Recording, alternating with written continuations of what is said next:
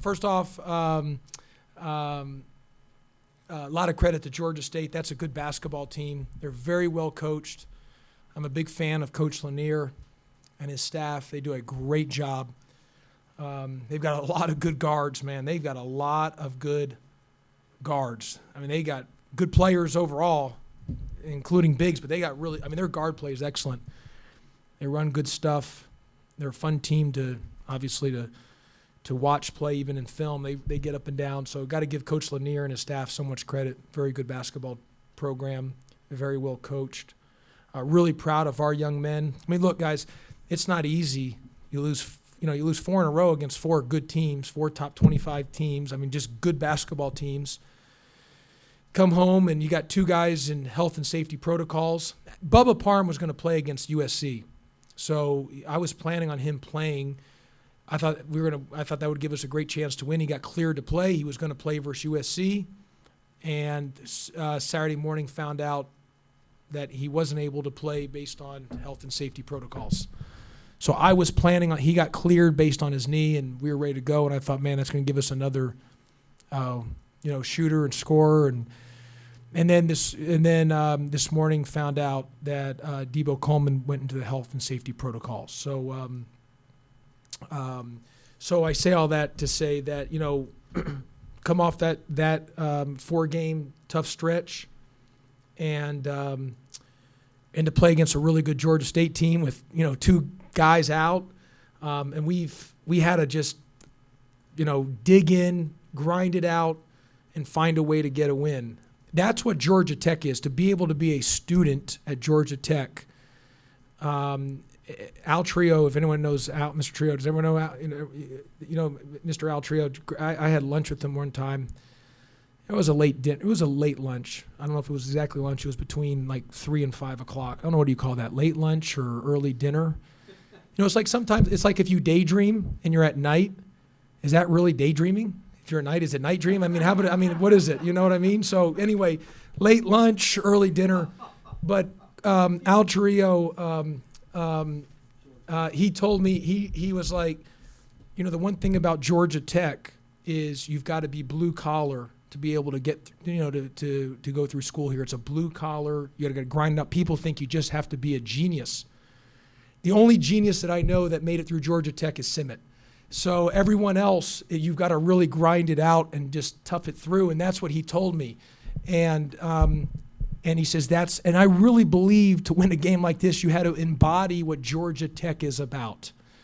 And you had to embody that and tough it through and grind it out. We had a couple guys obviously out, a couple of our key guys didn't play well, and other guys stepped up. That really embodied what Georgia Tech's about, what President Cabrera believes what Georgia Tech's about, Mr. Stansberry, and our student athletes stepped up to the plate. By the way, I want to give great well wishes, and our thoughts and prayers are to Coach Fortner and to Coach Butts as well too.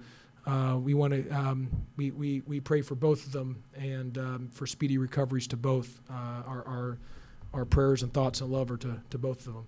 But anyway, really just fantastic win. How about Jordan Usher? Really just came through for us. His energy was outstanding.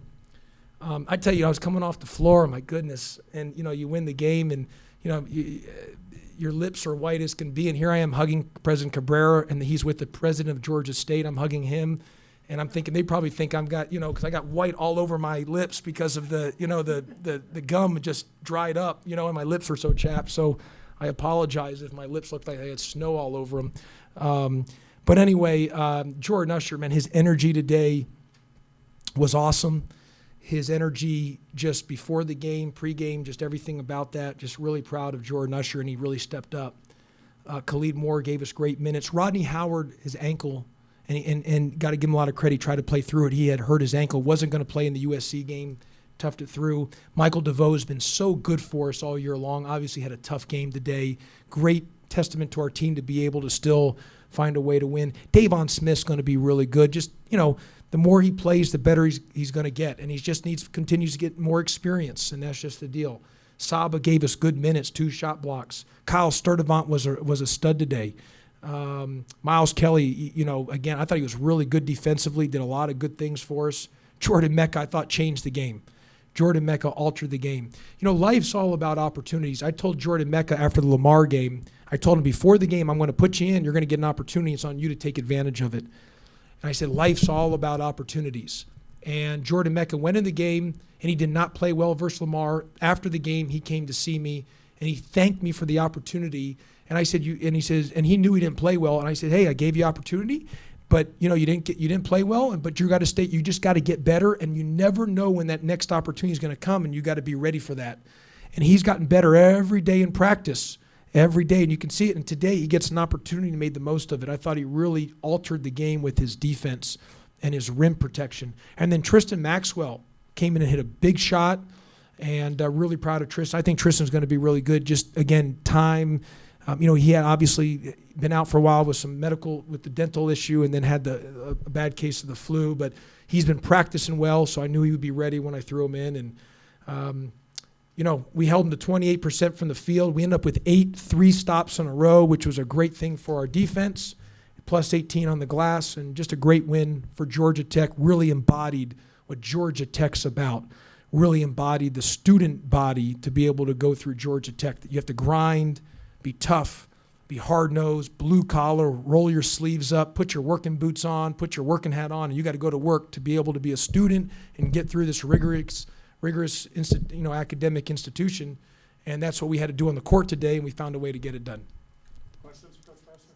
The big difference, it seemed, in this game from those previous 4 games was, despite, the other team going on a run at the end of the first half, the start of the second, your team, really fought back and defensively got you some stops to allow you to get back in the game. Yeah, we were able to win the game through defense. We got 8 3-stops in a row, and 8, times throughout the game we had 3 consecutive stops, and that won us the game. We held them to 28% in the field. Our famous SID, Mike Stamus, who's world famous, gave me the stat. What'd you say, Moose? That they missed the last 15 shots, or was it last? Okay, they missed 16 in a row until they made that last one, and so that's through defense.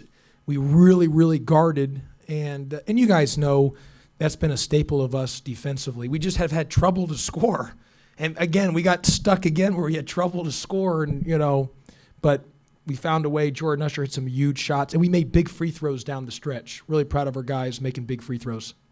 It seemed like Ush played more within himself and played a calmer game that seemed to have his three-point shooting. Yeah, no, he's gotten better. He's played with, like you said, his energy was really good. He's an energy guy, and I just knew I had a sense he was going to be good today just based on his energy. And look, it's a make and miss game. He made some big shots and key times that gave us a little cushion in the overtime. How about those 3 balls that bounced around? Goodness gracious. The one by Michael DeVoe, when he got fouled, it kind of hung around. And then the one by Kyle Sturdivant, holy Toledo. And then the one by Jordan Usher is just like, wow, what is going on? And I was like, dear Lord, I don't, to the basketball gods, I was like, I don't curse. I hit the scores table, but why? What happened? What is going on here? So, but we ended up getting it done in overtime, and we really just played great defense. And it's through our defense is why we won the game. And really, and our assistant coaches did a great job with in-game adjustments. They deserve a lot of credit, the assistant coaches, with their in-game adjustments. Patrick? Coach, as you look at your roster, and of course, Michael DeVoe had a tough night tonight, which is very unusual. Do you see prospects for reliable scorers beyond Jordan and Well, look, I don't know if I've said this before, but we lost the ACC Player of the Year. By the way, Moses Wright got a 10-day contract with the Clippers. He's with the Clippers. And so we lost the ACC Player of the Year, the ACC Defensive Player of the Year. But Jose Alvarado is not just a defensive specialist. At one point during the season, they were talking about him being the ACC Player of the Year, and he was a big-time offensive player. And then we lost Bubba Parham, who hasn't played to this point, who was a good scorer.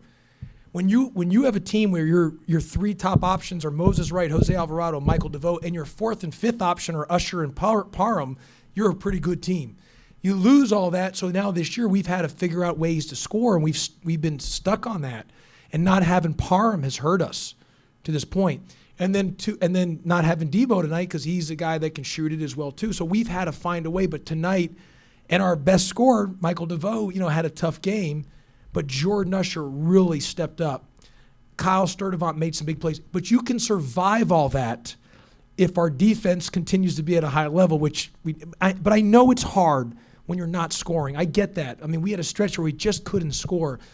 But we'll find guys, when Bubba comes back and he gets out of the health and safety protocols, and same thing with Debo, just that adds some more guys to the arsenal that can put the ball in the basket. But other guys found a way to get it done tonight. I'm really proud of our team. This was a great gut check team win that embodied and represented the Georgia Tech student body on what it takes to get through this rigorous academic institution with the hard curriculum. It's one of the toughest. It's like going to. I'll put this academic institution, the curriculum, up against any Ivy League or any other school in America. To get a degree from Georgia Tech, you got to be tough.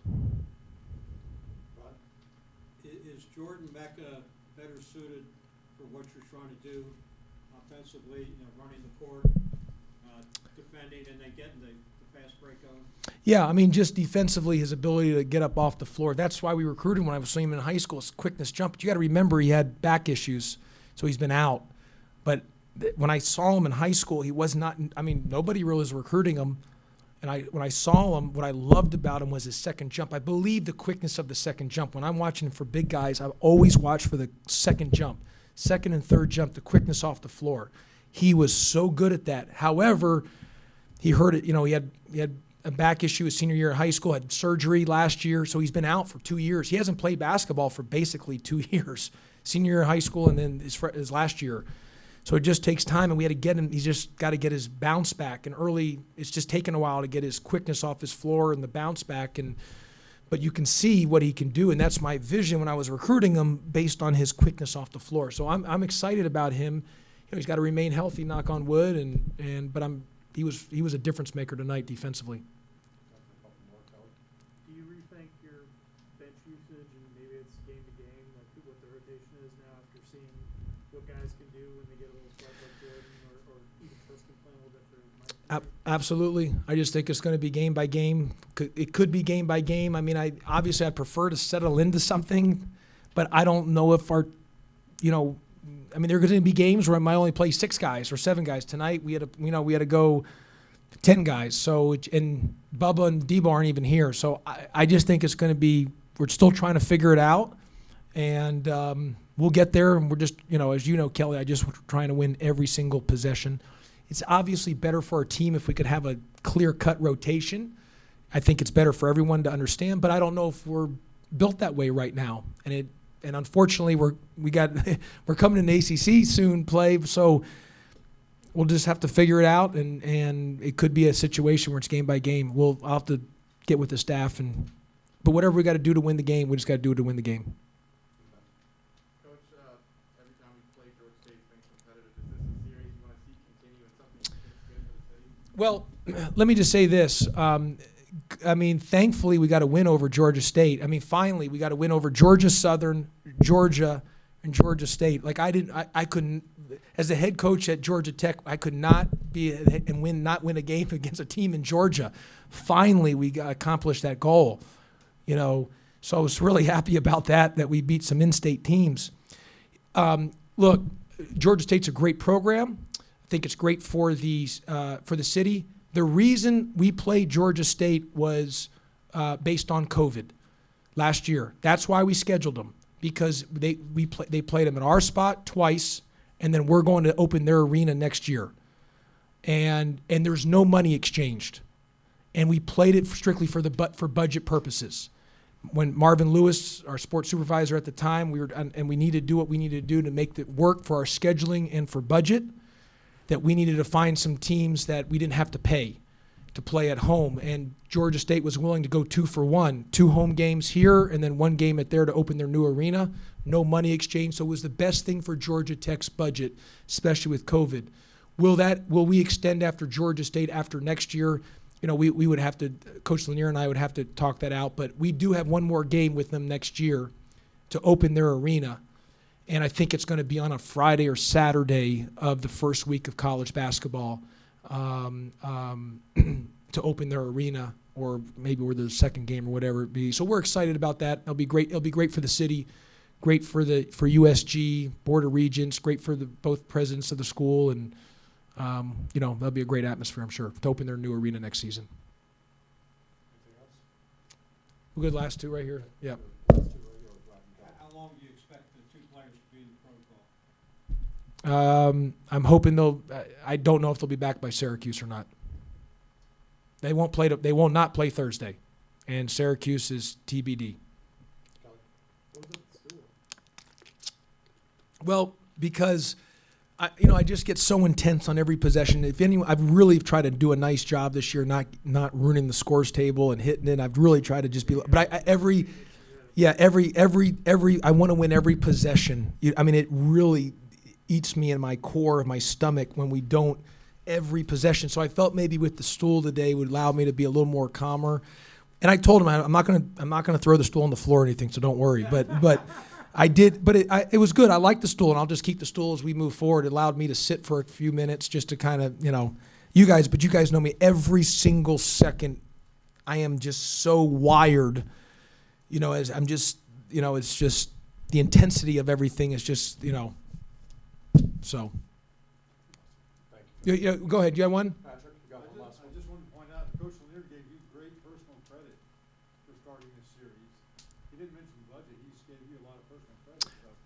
Well, no, I appreciate that, but I was being honest. We needed to do that based on we had to get this game for the series because of the budget, and it's been good. Listen, last year's game was 4 overtimes. This year is an overtime. We're playing at their arena next year, so moving forward past next year, Coach Lanier and I will have to decide if we want to keep it going. But that was the structure because when COVID hit last year. And we had to figure the schedule, and to Coach Lanier's credit, they didn't take any money. Usually they would say, hey, we need the money for our budget. So in return, we're like, hey, we'll do 2 home games for us. We'll open your new arena, no money exchange. So it's great budget for them, great budget for us. It's a win-win for both teams. And then they get their arena opened, and the travel cost to travel is minimal other than a bus. So it's a win all the way around.